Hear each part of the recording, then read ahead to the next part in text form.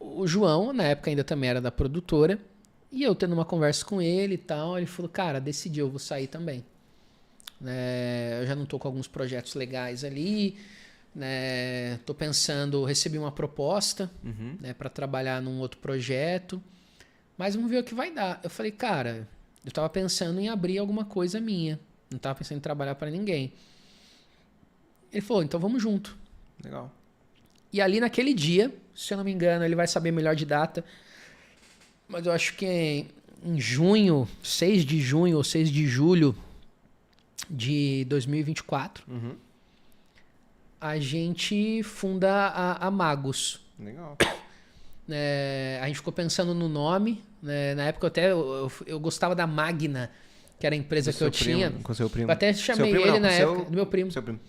Eu chamei ele e falei, cara, você tá usando a Magna ainda? Eu não vi mais você usar nome, nada. Ele falou, cara, tô para alguns trabalhos aqui de social media e tal. Eu falei, não, beleza, porque senão eu ia pegar aí... Mas a gente já tinha até o logo com M na época, pensando que ia pegar esse nome, que para mim ele não ia usar. Eu fui só ter, tipo assim, me certificar. E aí ele tava.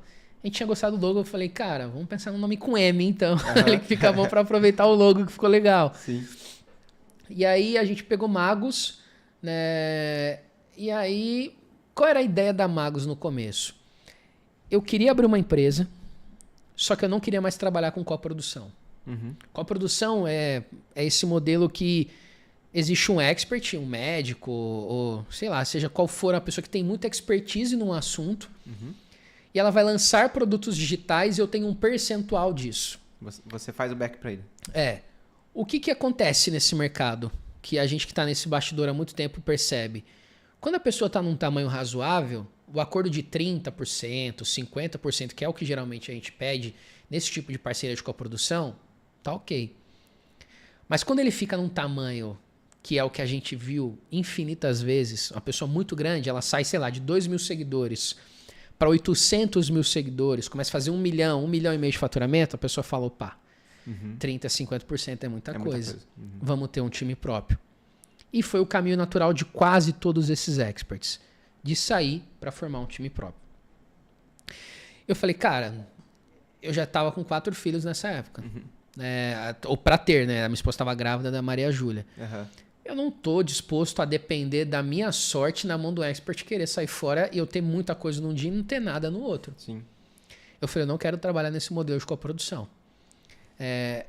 Aí a gente falou, cara, e mentoria?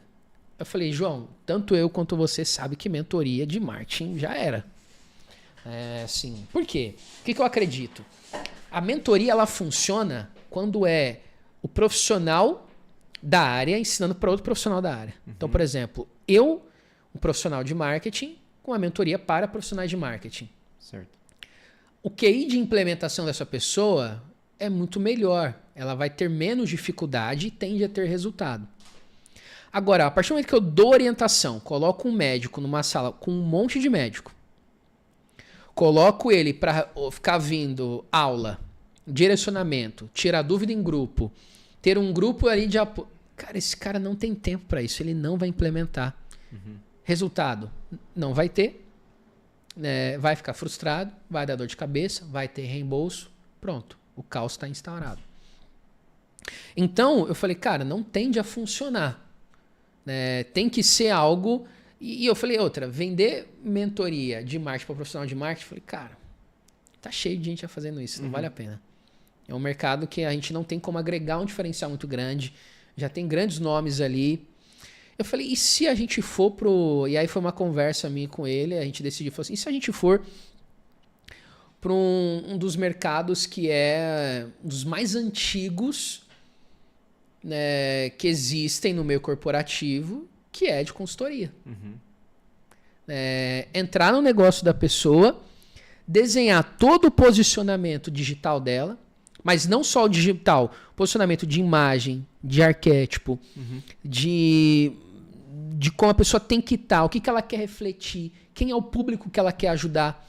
Então a gente começou a olhar e falou assim, olha, porque o que a gente acredita? Existem 2 tipos de profissionais que estão profissionalmente no meio digital. O produtor de conteúdo, aquele que Posta Só aleatoriamente conteúdo e sobre o que ele faz. Mas sem muita estratégia, muitas vezes, né? Às vezes até tem uma certa estratégia. Mas, assim, É volume, né? é uma pessoa que termina disputando espaço com 99% das pessoas que fazem isso. O que eu e o João a gente percebeu dos cases que a gente teve, dos nomes que a gente atendeu, né, como o Italo Marcilli, o João Mena, que o João Maia foi estrategista por um tempo, o Dr. Saulo, o Mac, o Guile, o Jorge. Eram pessoas que não eram produtores de conteúdo, eram criadores de movimento. Então o jogo não estava em produzir conteúdo, era criar um movimento em cima de algum objetivo. Era identificar que existe uma parcela, né, um público que tem uma dor e um problema. Isso aqui é um princípio da venda que é assim, né, você não vende, você resolve problema. Sim. A partir do momento que a pessoa entende isso, ela vende muito mais. Então, existe um problema. Existe um mundo que essa pessoa gostaria de viver sem esse problema. A partir do momento que eu sou um líder de movimento, que estou aqui para guiar você daqui para cá, defender você de todas as ciladas e coisas que fazem você estar aqui, Mostrar o caminho, né? me posicionar contra tudo que é o antagonista, né, que te deixa nessa situação, seja ele se for pessoas, situações, e criar um movimento de, olha, eu vou te conduzir até lá e criar essa experiência através de uma metodologia. Por exemplo, o que leva a pessoa daqui para cá não é você, expert. É o seu método que você desenvolveu. Por quê? A pessoa que faz isso no nome dela, ela não tem escala. E aí é um outro erro das pessoas que entram no digital querendo escala. Elas levantam muito o nome dela, só que todo mundo só quer saber de ser atendido por ela, Sim. ser direcionado por ela. Se for para uma outra pessoa, já não... Não já serve quer. por quê? Porque ela levantou e construiu um nome. Aí fala assim, não, essa pessoa aqui, eu confio e tal. Cara, esquece. Ela quer você. É. Ela tá disposta a pagar mais caro, mas ela quer você. Ou ela não quer, ou se não é para ter você, ela opta em não ter nada. Prefere não. A partir do momento que a gente começou a fazer um movimento de, olha, eu, expert, criei um método. Né? E esse método consiste nisso, nisso, nisso. Então, tanto eu ou pessoas formadas pelo meu método, porque é o método que te dá esse resultado, não Então, sou eu. Não fica dependente de você, no caso. E aí a gente achou o elemento de escala, que é muito mais fácil. Então, a gente cria um produto, uma metodologia com foco no método, não no mentor. E aí a gente... eu costumo dizer assim, o médico fala assim, pô, mas será que funciona? Eu falo assim, olha, vamos pensar que você é um dono de uma faculdade. Você é o dono do negócio. Você que vai dar todas as aulas? Boa, verdade. Não vai. Mas tem que ter professores de confiança, uma equipe capacitada ali e tal. Que vão vai entregar aquilo. através da tua metodologia de ensino, que é o poder da tua faculdade. Não, faz... Do nome que a tua faculdade teve. Por exemplo, a USP. Vamos pegar uma USP. Tem um grande nome. Sim. Por quê? Existe toda uma metodologia que é aplicada de ensino na USP. Quem são os professores? Sei, Tanto velho. faz. Tanto faz. Sim. Lógico, ela vai exigir alguns requisitos tal para manter um padrão, ok? Mas Os grandes nomes. tanto faz. Então, todo mundo que com a metodologia chega mais longe. Não, o método chega mais longe. Tem capilaridade, né? Então, a gente quando conseguiu colocar isso na cabeça, né, dos profissionais que a gente instrui, e a Magos nasceu com uma proposta muito clara de ser uma empresa para transformar profissionais liberais em líderes de mercado. Por quê? Todos os profissionais liberais, aqueles que vendem serviço, eles precisam de clientes. E aqui uma coisa que é muito importante que a gente fala. O poder está na mão de quem pode gerar demanda. Então, todo profissional liberal, ele termina sendo escravo de quem pode gerar demanda para ele. Então, por exemplo, o exemplo do médico. Por que o médico trabalha no plantão? Por que o médico atende convênio? Por que o médico trabalha no hospital? Porque esses elementos são geradores de demanda para ele. Porque ele fica reconhecido. Porque ele... Não, e outra, se dependesse dele gerar a própria demanda, ele não conseguiria. Então, o desafio do médico de sair... Assim, A gente atende mais de 21 especialidades médicas. Passaram mais de 150 profissionais nesses últimos 18 meses na nossa mão ali, na nossa consultoria.